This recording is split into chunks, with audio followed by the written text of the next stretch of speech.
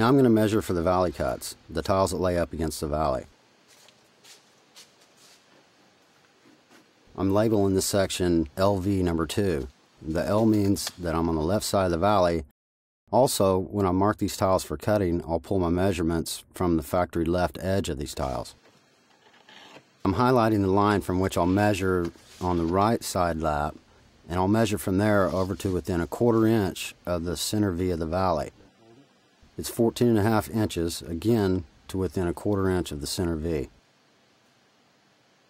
And now I write the measurements down.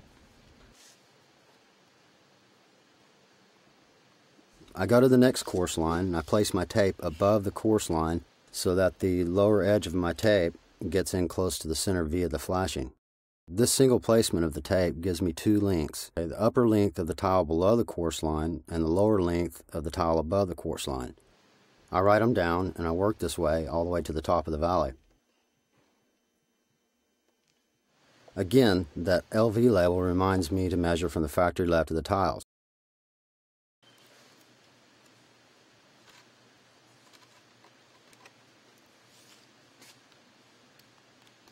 My measurements take me to the bend line, and then I'll add 1.5 inches to get the cut line. This is all just like the tiles that are laid against the hip, but in these valley cuts you'll need a little relief cut where the bend line runs into the nose downturn. I flatten this out a bit with my snips, and then I flatten it some more in the bender.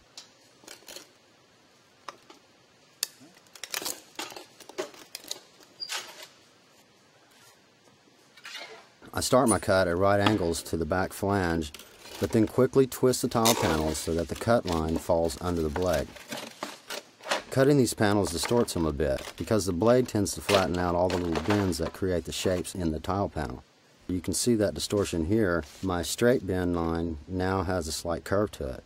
I eyeball the center of the bend line, and then after doing a little flattening, I'm going to set up the half of that line between the mark and the relief cut in the nose to be in line with the jaws of the bender. Just like that.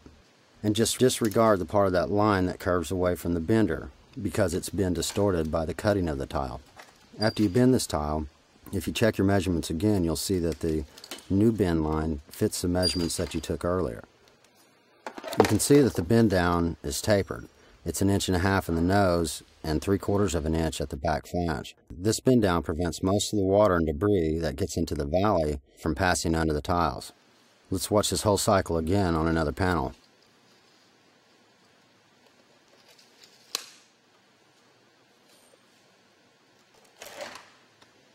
There's that relief cut. Flatten out the flange and the nose so that the cut will start and end easily.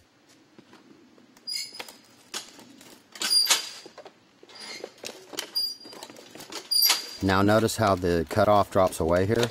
I want to finish up the cut with one quick chop now, so that the weight of this offcut doesn't become a nuisance towards the end of the cut.